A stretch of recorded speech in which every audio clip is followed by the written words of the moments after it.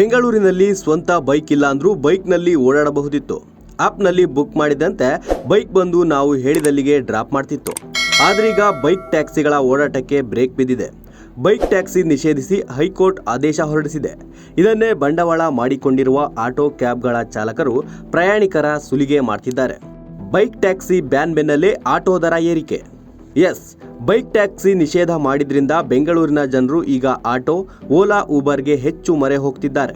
ಇದರ ಲಾಭ ಪಡೆಯಲು ಮುಂದಾಗಿರುವ ಆಟೋ ಟ್ಯಾಕ್ಸಿ ಚಾಲಕರು ದುಪ್ಪಟ್ಟು ದರ ಪೀಕುತ್ತಿದ್ದಾರೆ.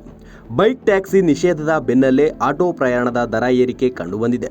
ಓಲಾ ಸೇರಿದಂತೆ ಕೆಲ ಅಗ್ರಿಗೇಟರ್ ಕಂಪನಿಗಳು ಬೇಕಾಬಿಟ್ಟಿ ವಸೂಲಿ ಮಾಡ್ತಿರುವ ಆರೋಪ ಕೇಳಿ ಬಂದಿದೆ. ಅದು ಹೇಗೆ ಅಂದ್ರೆ, ಟೌನ್ ಹಾಲ್ನಿಂದ ಮೆಜೆಸ್ಟಿಕ್ ಬಸ್ ನಿಲ್ದಾಣಕ್ಕಿರುವ ಅಂತರ 2.20 ಕಿಲೋಮೀಟರ್. ನಿಯಮದ ಪ್ರಕಾರ 30 ರಿಂದ 35 ರೂಪಾಯಿ ತಗೋಬೇಕು. ಆದರೆ ಓಲಾದಲ್ಲಿ 98 ರೂಪಾಯಿ ಚಾರ್ಜ್ ಆಗ್ತಿದೆ. ಇದೇ ರೀತಿ ಹಲವೆಡೆ ಬೇಕಾಬಿಟ್ಟಿ ವಸೂಲಿ ಮಾಡ್ತಿರೋದಾಗಿ ಆರೋಪ ಕೇಳಿಬಂದಿದೆ. ಬೈಕ್ ಟ್ಯಾಕ್ಸಿ ನಿಷೇಧಕ್ಕೆ ಕಾರಣವೇನು? ಬೆಂಗಳೂರಲ್ಲಿ 2021ರಿಂದ ಬೈಕ್ ಟ್ಯಾಕ್ಸಿ ಸೇವೆ ಜಾರಿಯಲ್ಲಿತ್ತು. ಇದು ಆಟೋ ಚಾಲಕರು ಮತ್ತು ಕ್ಯಾಬ್ ಚಾಲಕರ ಆಕ್ರೋಶಕ್ಕೆ ಕಾರಣವಾಗಿತ್ತು. ಅಲ್ಲಲ್ಲಿ ಬೈಕ್ ಟ್ಯಾಕ್ಸಿ ಸವಾರರ ಮೇಲೆ ಹಲ್ಲೆ ಸಹ ನಡೆದಿತ್ತು.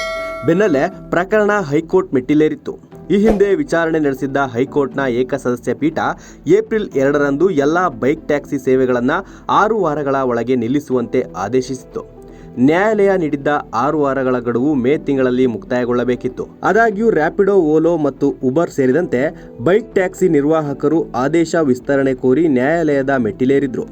ಈ ವಿನಂತಿಯನ್ನ ಪರಿಗಣಿಸಿದ ನ್ಯಾಯಮೂರ್ತಿಗಳು ಅಂತಿಮವಾಗಿ ಬೈಕ್ ಟ್ಯಾಕ್ಸಿ ಕಾರ್ಯಾಚರಣೆಯನ್ನ ಸ್ಥಗಿತಗೊಳಿಸಲು ಗಡುವನ್ನ ಜೂನ್ 15ರವರೆಗೆ ವಿಸ್ತರಿಸಿದ್ರು.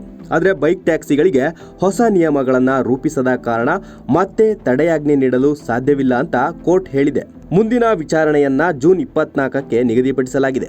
ಸದ್ಯ ಬೈಕ್ ಟ್ಯಾಕ್ಸಿ ನಿಷೇಧ ಮಾಡಿರೋದ್ರಿಂದ ಆಟೋ ಟ್ಯಾಕ್ಸಿ ಚಾಲಕರ ಹಾವಳಿ ಹೆಚ್ಚಾಗಿದೆ.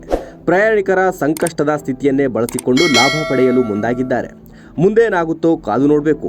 Bureau report, boss TV Kannada. Latest ಹಾಗೂ ಇಂಟ್ರೆಸ್ಟಿಂಗ್ ಸುದ್ದಿಗಳಿಗಾಗಿ ಬಾಸ್ ಟಿವಿ ಕನ್ನಡ ಚಾನೆಲ್ನ ಸಬ್ಸ್ಕ್ರೈಬ್ ಮಾಡಿ. ಹಾಗೆಯೇ ಬೆಲ್ ಐಕಾನ್ ಪ್ರೆಸ್ ಮಾಡಿ. ಇದರ ಜೊತೆಗೆ ಫೇಸ್ಬುಕ್, ಇನ್ಸ್ಟಾಗ್ರಾಮ್, ಎಕ್ಸ್ನಲ್ಲೂ ಮಿಸ್ ಮಾಡದೆ ಫಾಲೋ ಮಾಡಿ.